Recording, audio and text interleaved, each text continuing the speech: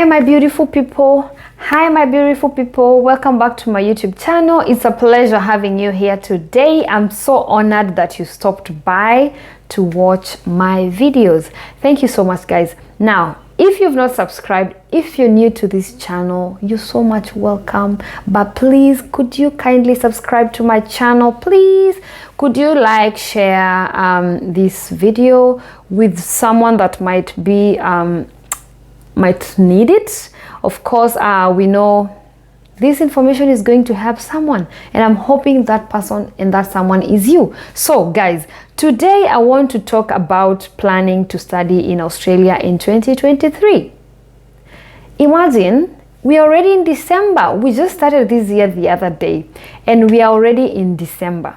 Now, if you're the person who has big plans for the new year and who is always excited for the new year, you and me, we are in the same WhatsApp group, because I'm so excited, because I know, and I'm excited for you because I know you've got big plans to move to Australia or wherever country you want to move to. Now, if you're planning to move to Australia in 2023, and specifically you're planning to move to Australia in 2023 as a student, this video is meant for you. Do not go away. Listen to this video from the beginning to the end, because I'm very sure that you're going to grasp something. Something is going to help you, of course. Now, I want to talk about few things to note when planning to study in Australia. You know, there's so much that is involved before you get your student visa. There's so much that goes around before you get to come to Australia, and that is what I want us to talk. In a nutshell, we are not going to exaggerate so much. We're just going to talk about few dot points that are going to help you when you're planning to move to Australia. Now, I want to talk to someone who doesn't know, has never heard about moving to Australia, doesn't know how the student visa, how to go about it. Now, I want to talk about the eligibility criteria for being or getting a student visa. Now, there are few, and I have a couple of things down.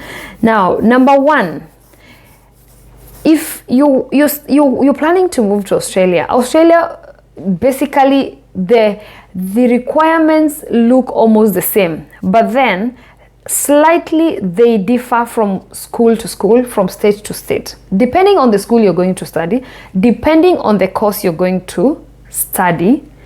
Your requirements may not be the same as the other person, and actually they may even differ in the same school. Like, you may be in the same school going to study different courses, and your requirements will be slightly different. Now, this is very important, because I get so many DMs and people are asking me, for example, how do I need to do English? And then I ask them, have you applied for a school? Have you made the application for a school? And people tell me, no, I just wanted to do English. And sometimes I feel like, this is my own experience. Unless you're coming to do a course like nursing, for nurses, English is mandatory. But other courses is not mandatory. I'm not saying what I'm just saying is that for me, what I would recommend is do the application for the school first. Then from there, the school will tell you, provide this and this and this. And because unless you have someone else who have applied for the same school and for the same course, then you will know that the requirements could be the same. But then this is the other catch. The requirements change all the time. Like, for example, when I was moving to Australia, the English requirement was 6.5. Today and now, when you're coming to Australia, the English requirements for nursing is 7. So you see, if you rely on my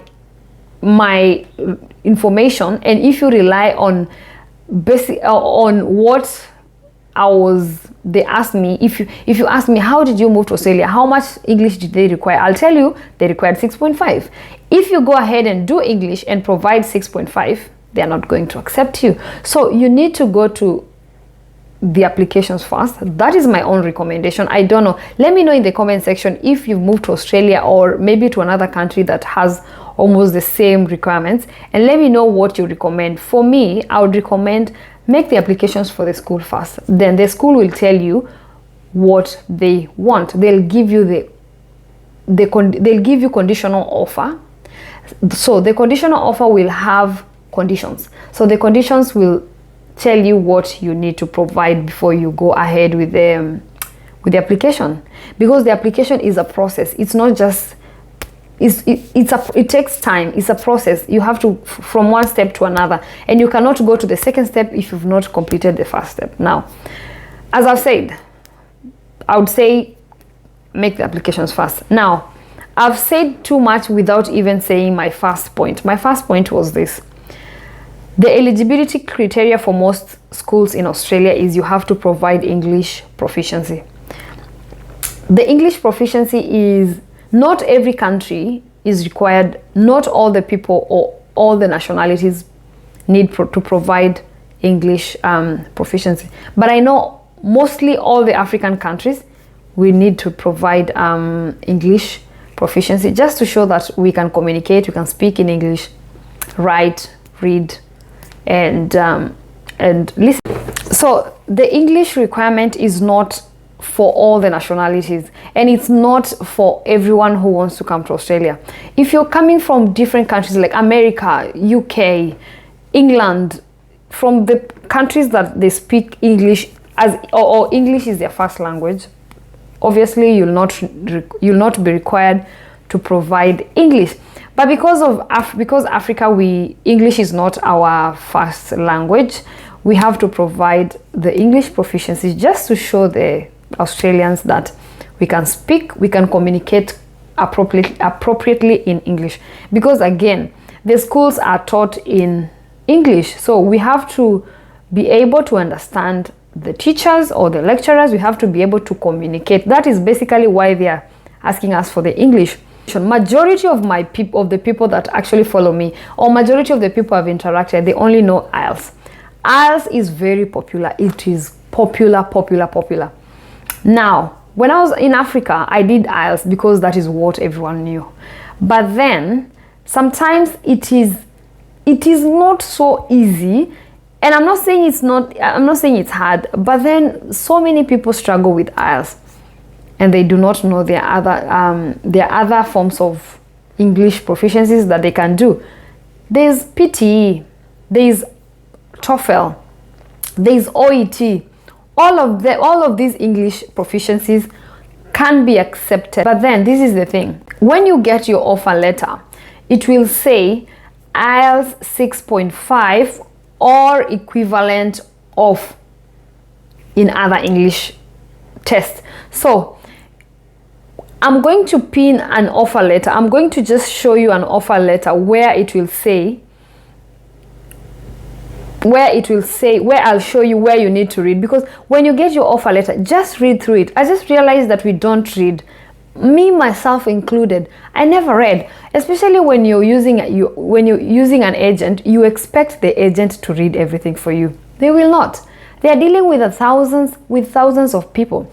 So when you get your offer letter, just read through it. Because you understand English, read through it. Know every dot point of whatever they're asking. For me, when I was coming, I didn't care. I cared less. But then when my brother was coming, I read through the lines. I was reading everything. I wanted to know, what is this? What is this special that is written there? That is when I understood that. Because the agent asked for my brother to do IELTS. And I was like, let me read this offer letter and see if he can do any other English. And then I read and I found they don't write there that you can do PT or OET or TOEFL. They just write IELTS with the points, and then they continue to say or any other equivalent. So it is not just straightforward that you can do any other English. And that is, I don't want to blame the agents. Maybe they also don't know that. But then it is very important, because you're the one moving. Read everything, every dot point, read everything. So that is it. So the English requirements will differ from person to person, from course to course, from school to school. It is not the same. So it is important that you understand your requirements could not be the same as the other person. The other thing is this: when you're choosing your course, when you're choosing your course will definitely, because for example, your course will definitely depend with your background, with what did you study before, what did you study in the past. If you've done diploma, what diploma did you do? And most of the time, Australia, they do not expect you to do a diploma in nursing in Kenya, and then when you want to come to Australia, you want to come and do bachelor's in engineering, they'll be questioning, are you genuine? Why do you want to change the course? Why are you not continuing in the same field that you did the diploma? So that is why it is very important. They'll consider your background, they'll consider your past education. So they expect you to continue in the same field, and if you try to change, they might deny you the visa. So that is very important for you to note, because I've seen so many DMs and people asking me, I've done this, can I change to this? And I'm like, how are you going to prove that you're genuine and that you genuinely want to change the course? How are you going to prove it? Because they want you to prove, but then instead of you risking your money, you're risking your time, and then you get a visa refusal. It is very important that maybe you just continue with the same field. And then the other thing that that is, when you're choosing your course, you need to consider your future prospect. This is the thing. Looking at courses, it is very important that you do your research. Know which courses are marketable, especially if you've just completed high school. That is the best time for you to do the research, because you can check which courses are marketable in Australia before you choose them, so that you venture into those courses. But then if you've done something that is not marketable in your country and you're coming here, you may not have so much of a choice. But then the good thing is this: when you come here and you study for a few years and you finish your degree, you can go back to school and study whatever is marketable, and that will save you. You'll be able to get permanent resident, job opportunities. The job opportunities are so many, but then you have to be careful when you're choosing the course. The other thing is that you have to consider your interest or your passion. That is quite important. That is very important. I don't know how many of us we are in the field that we are passionate about. I don't know. But if you're the person who follows your passion, I would recommend that you choose the course that you're passionate about, the field that you're passionate about, because at the end of the day, you want to be happy in your job. You want to be excited for you to go to work every morning or whatever time you're going to work. But if you're not passionate about a certain course, you'll be so bored. Now, the other thing that you want to consider when applying for student visa in Australia, it is, where are you going to, do you want to study in a regional area, or do you want to study in a metropolitan, in the city? So there are pros and cons for each. So for example, if we talk about the regional, if you study in a regional area, and regional area is like South Australia, where I am, it is regional. It is considered regional. It is a kind of laid back state. And there are big cities like Melbourne, there are big cities like Sydney. Those ones, they are the metropolitan. If you want to study in regional, one of the advantages would be you get 5 points for your permanent residence. When you want to apply for permanent residence, in regional you get 5 extra points for free for just living and studying in regional. But then if you study in metropolitan, you don't get the 5 points. The regional, it will be easy to get jobs because of less competition. But then in metropolitan, of course, there's many jobs, and again, there's many people, which makes it a competitive area. That is, there's lots of people, so the competition is quite high. So it is important that you make your decision. Decide, where do you want to study? Again, if you live in metropolitan, the advantage would be it is easy to network. It is easy to meet with different people and get different ideas. In regional, there's a very little population. The population is low, especially if you go quite interior, like the outer regional, the population is low. But then it would also work to your advantage. It is, if you don't have an option, it would be very good for you to go to outer regional, but then you have to make the decision yourself. The other thing for you to consider is this, the choice of university. You have to consider the universities have different prices. There are small universities, there are bigger universities, there are colleges. Decide, look at the universities, look at their websites, look at how they charge, how are their school fees, compare before you make the decision. So consider whether you can afford the school fees, check if your course is available in that university. Some universities don't offer all the courses. So before you choose the university, check whatever course you're going to study or you're interested to study. Is that course offered where in that uni you want to go to? So these are the very important things that you need to consider first before you go ahead and apply for the school. And then the other thing is you have to check the websites of the school, check their Facebook pages, their social media pages like Instagram, Facebook, and even check their content creators if they have influencers. Like for example, I'm a content creator. I might be advocating for a certain university. I'm not advocating for any at the moment, but there are so many content creators talking about different schools, different states. Check on them and see what they are recommending and what they are talking about. So if you go on these pages, maybe Facebook pages, you'll be able to understand and see how these universities are run. Look at the comment section. Look at their website, look at how they do their research, look at every detail that you're interested before you decide on the university that you're happy to apply.